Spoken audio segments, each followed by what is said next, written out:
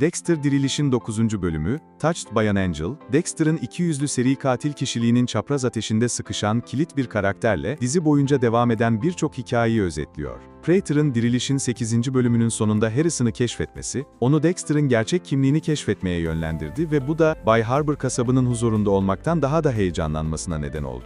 Prater, Dexter'a önceden belirlenmiş bir öldürme masasında Angel Batista'yı teklif ederek ona en büyük sınavı verir. Dexter, her ilim kurallarının ilk kuralı olan yakalanmayla haklı çıkarabileceği halde Batista'yı öldürmeye cesaret edemez. Ne olursa olsun, Batista Prater tarafından sırtından defalarca vurulur ve bu da onu Dexter'ın eylemleri yüzünden ölen Miami Metropolis Departmanı'nın son üyesi yapar. Bazı uygun hikaye gelişmeleri, Diriliş'in büyük gerilimini azaltıyor.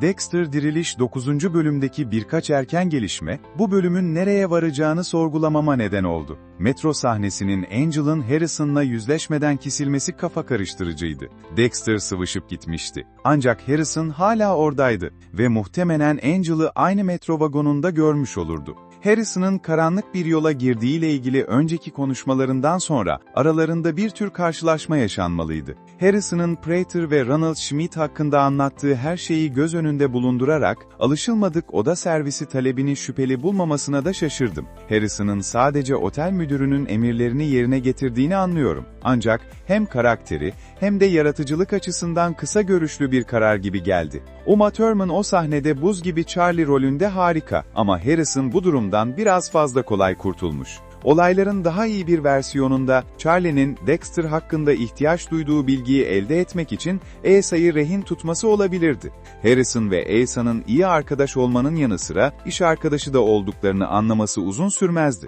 Ve bu Asa'ya dizide Harrison'ın başarısız aşk ilgisi ve Diriliş 8. bölümde Dexter'ın neredeyse yakalanmasına neden olan kara küflü ev sahibi senaryosundan başka daha büyük bir amaç verirdi. Charlie'nin eski askerlik geçmişini ve onu Prater'a getiren annesiyle yaşadığı durumu öğrenmek, Diriliş'e çok ihtiyaç duyulan bir bağlam kattı. Charlie'nin sadece kiralık bir eleman olması ve Prater'ın Sapıklar Kulübü'nün bir parçası olmaması rahatlatıcı. Batista'nın dedektif Wallace tarafından bir polisi taklit ettiği için ifşa edilmesi, karakteri için ikinci en trajik sahneydi. Ancak Dexter'ı tutuklama şansı olsaydı, kanunu uygulama yeteneğini kaybedeceğini bilerek, onun peşine düşmeden önce neden emekli olmayı seçtiğini hala anlayamıyorum. Dexter Diriliş 9. bölüm, serinin birçok olağanüstü risk aldığı ve çoğunun karşılığını aldığı bir sezonda sonunda güvende oynamış gibi hissettiriyor. Dexter'ın Prater'ın seri katil kulübünü tek tek alt etmesi oldukça eğlenceliydi. Ancak onlar gittikten sonra,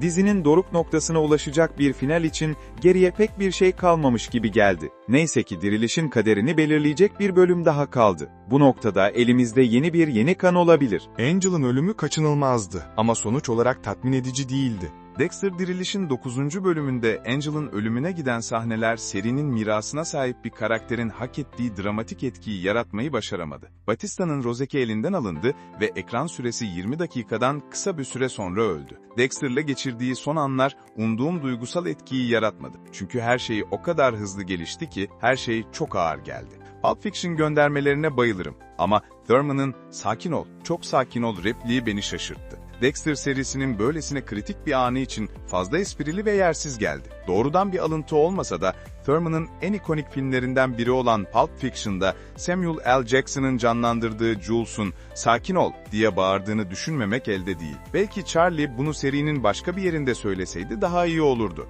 Ama doğru zaman değildi ve sonuçta saçma geldi. Dexter Batista'yı serbest bıraktığı an işler gerçekten sarpa sardı. Hayatımda ilk kez Dexter'ın iç monoloğunun o sahnede biraz ara verip aksiyonun akışına bırakmasını diledim. Bir zamanlar ortaktık. Belki tekrar ortak olabiliriz.